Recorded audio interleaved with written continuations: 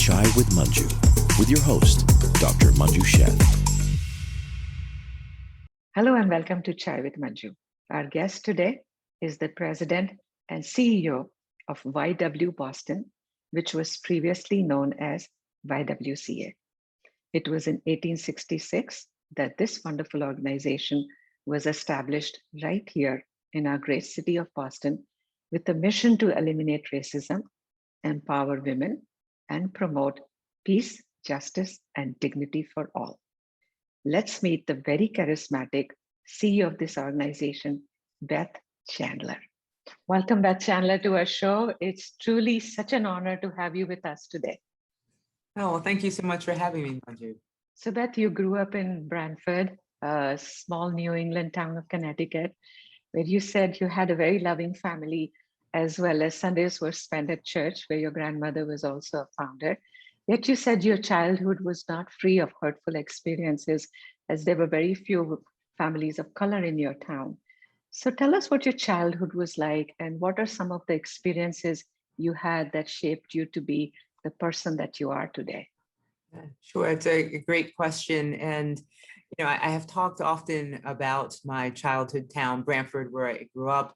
And in many ways, it was a wonderful place to grow up. And when people come to visit, they will often say it reminds them of the town in the show Leave It to Beaver from the 50s. And it was very quaint in that way. But there were also experiences as one of the few kids of color in my town that were very hard and hurtful. And it would be that I was called the N-word a lot growing up. And it was rare that outside of my family that anybody responded in a way that felt comforting to me. Often the responses were either they ignored that it happened or said that the other child didn't mean it or didn't know what they were saying. And that may have been true, but it didn't negate the fact that it was said and that it was hurtful and that I didn't know what to do or what to say because it's made me, feel so alone. So that was, one example. Another example is my town had many, what do you call those? Clubs, country clubs.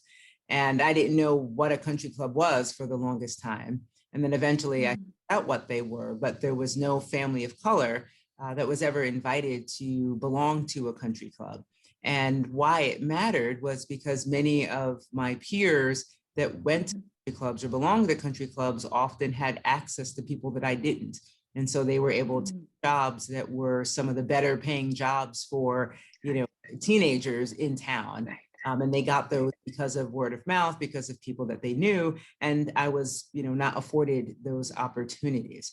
So those are just a couple of examples of how even in ways my childhood experience was wonderful. There were also ways that it was really hard. And I think that also led to eventually me working for an organization like YW Boston, because I didn't have the language back then to understand or talk about what was going on, and to not think that it was about me personally, but more about this structure in our society that we live in. And so as I got older, I became more aware that this wasn't about me as Beth, but it had more to do with me being a person of color, with me being a woman, that there were other factors. And so I think because I had, when I started working, I had, I was as equally qualified as any of my peers going to the schools that I had gone to, getting the education that I had, but still noticing I wasn't having necessarily the same opportunities. And so I think that, eventually led me to want to be at a place like YW Boston, where we were really trying to get at the root causes of inequities that exist in this society, and to avoid people having experiences, that I had. And ideally, young people in school to go through our FIRE program would be more aware of what's going on. Those schools will be more aware of the systems so that they can make concerted efforts so that people really feel like they belong. And the same for organizations we work with. Absolutely. Now, you're a professional athlete. You played basketball in college and then professionally in Europe. Now, athletes are known to be very visionary leaders and true team players. What do you think basketball taught you to be the great leader that you are today? Oh, well, thank you for the compliment saying that I'm a great leader. I think there are so many lessons. We could probably spend the entire interview talking about the many things I learned through playing basketball. But some of the things that really stand out to me, one is that things aren't over until they are really over. And so there were countless games where we may have been behind at a certain and the other team would have thought they were going to win the game, yet by the end of the game my team had won, and vice versa. Right. So always understanding that there are ebbs and flows, and that you really, there's always an opportunity for things to turn out the way you want them to. So there's no more time on the clock. So that's one thing that I learned. Another thing that I learned was being able to, I think, work with different people and different personalities, because ultimately, if there was a shared vision and a shared goal, that's what really mattered, and that you needed different people with different skill sets to get there.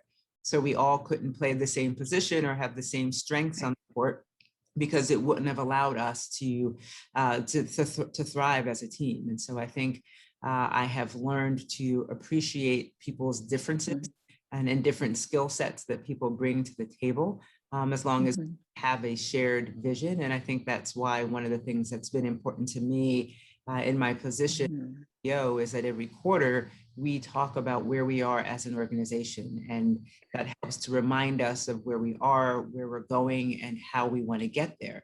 And I think that's important to keep coming back to what is our shared vision, what is our shared purpose.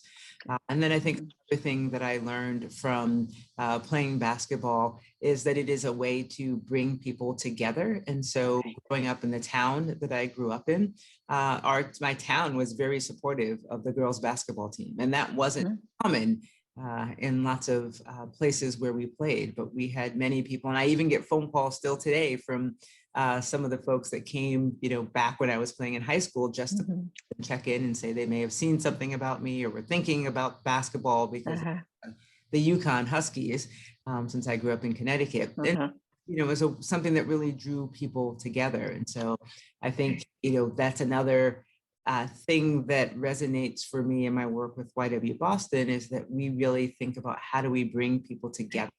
How do we call people in, as opposed to how do we, call people out? So those are just some of the lessons that I've learned and how they apply today for me. One of the interesting stories on a different note that when I was reading about you was this great story that you said that basketball also taught you to prepare well.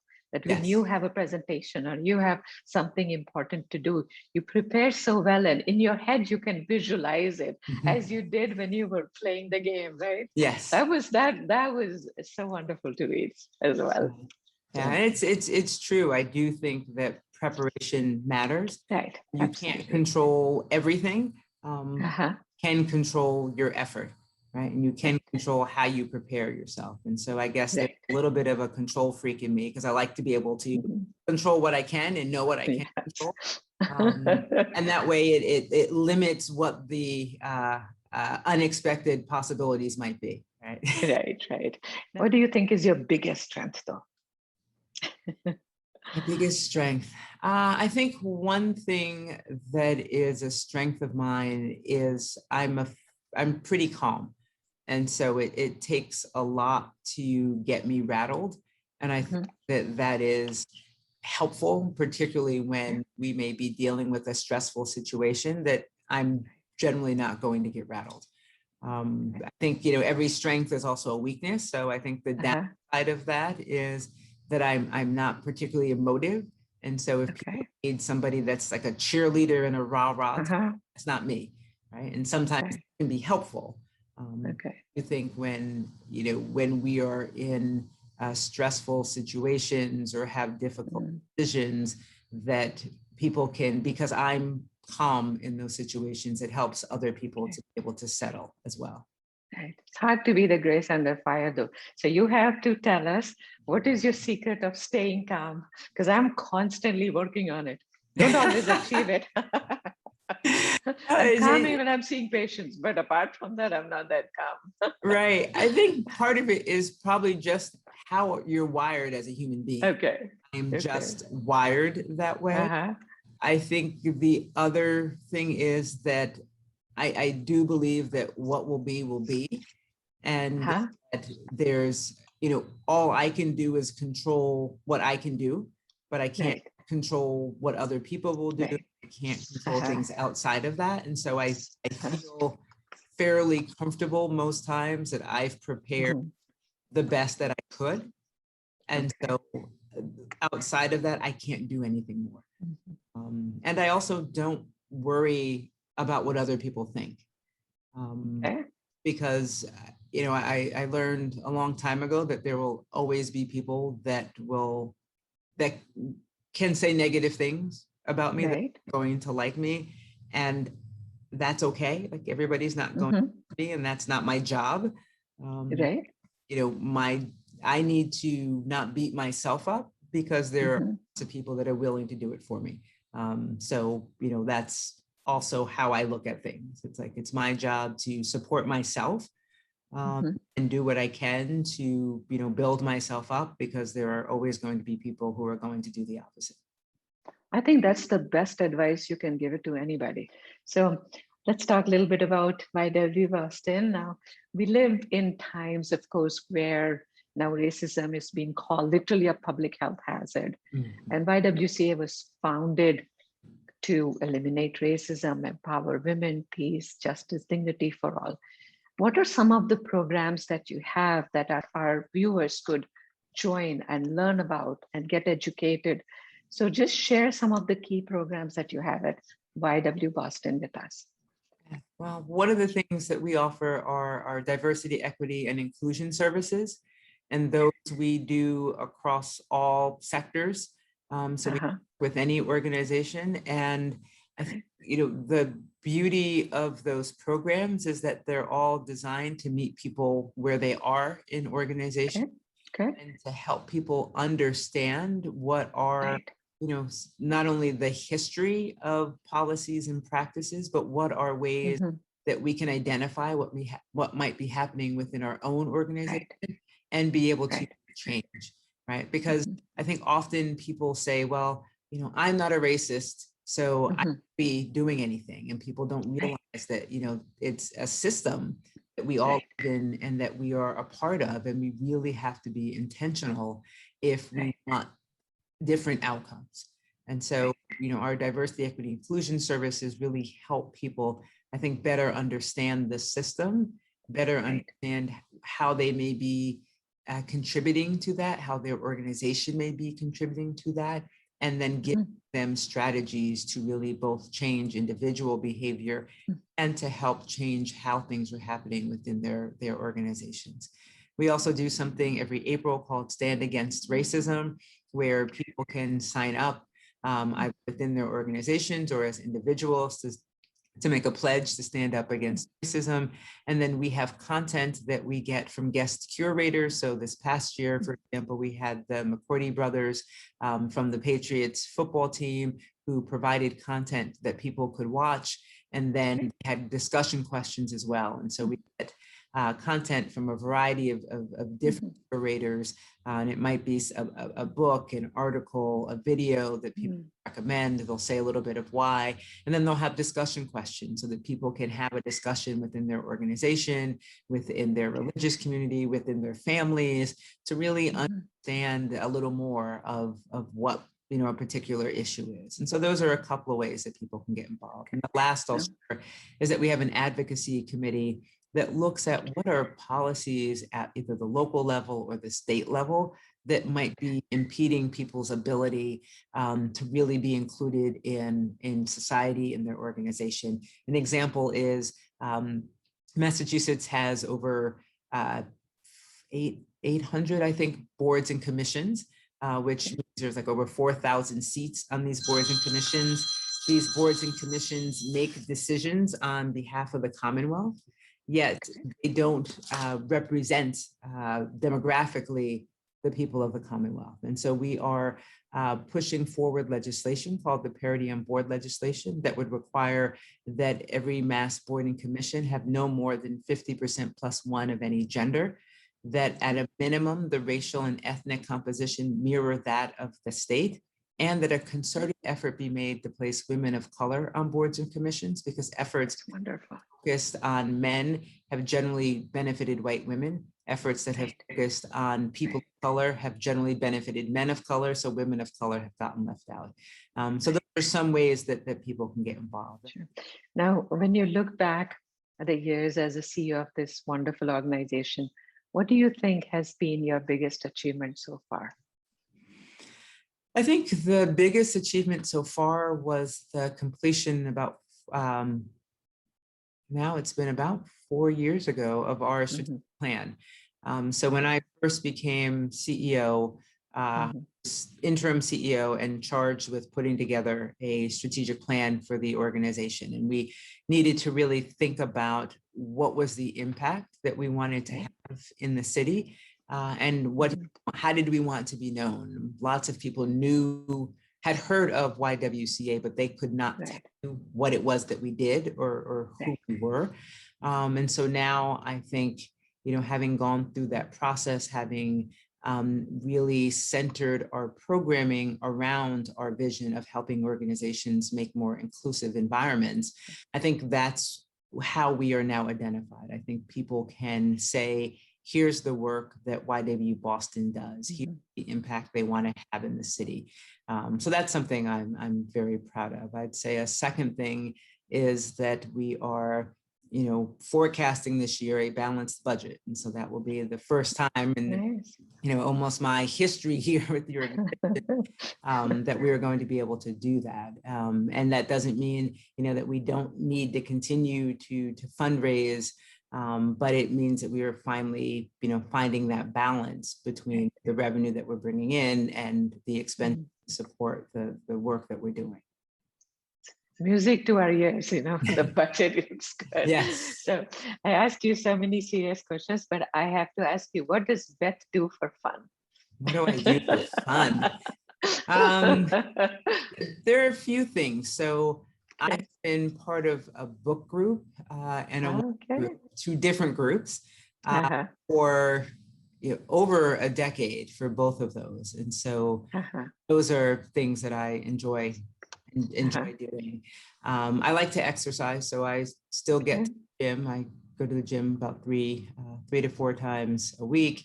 I have 2 dogs as well as 2 kids.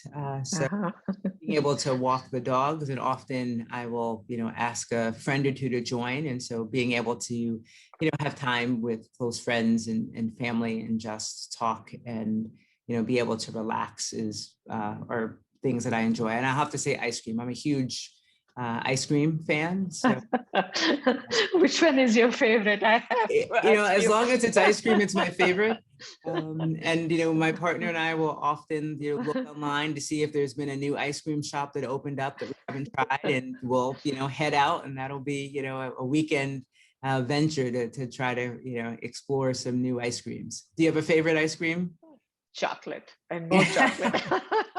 Anything chocolate, I can understand that. You and my daughter would get along just fine.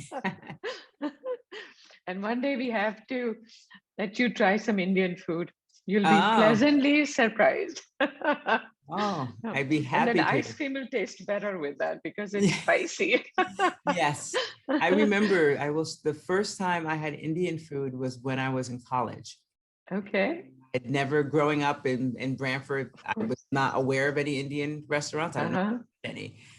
So my first experience was in college, and my friends that I had gone with all had Indian food previously.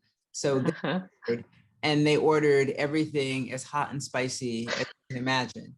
I think I was able to have about 3 bites before it was done. And I spent the rest of the time drinking lots of water. Did you ever have the courage to try it again? Oh yeah, I love Indian food. Okay. So, good. So you have to do that. Okay. Now, what is next for you? What's the next big dream? My next big dream is retirement. You're too young for that. So. Unfortunately, as I say, it's a ways off. But, I really enjoy what I'm doing. I feel that, I have one of the best jobs that anyone could ask for. I feel like I continue to grow and to learn, and that's really what's important to me. I like to be able to learn new things, to try new things. I think that's something I got from my father, and that was in part how I ended up playing basketball professionally. I had actually graduated from college. I had a moving van in our driveway. I was getting ready to move that weekend to Washington, D.C. To start a job at a public policy research institute. And I got a phone call from my college basketball coach who said that there was an opportunity to play basketball overseas in Austria. And my father happened to be home, and he said, "Oh, who was that?" And I told him, and he said, "Oh, so you're going?" And I said, "Yeah, I'm going to see. We've got the moving van. I'm supposed to start on." He said, "You can work for the rest of your life. When are you ever going to have a chance to live abroad and play basketball?"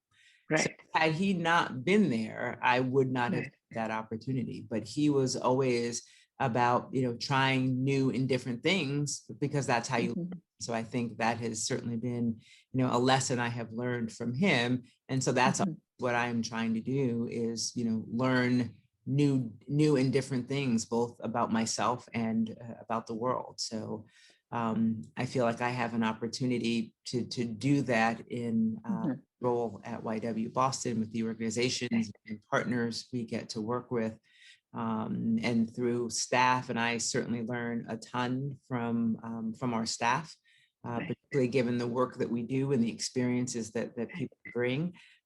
So, I am just happy to continue to learn and one day to retire and go on one of those barges down the Seine and stop at all the wineries cruise along the way.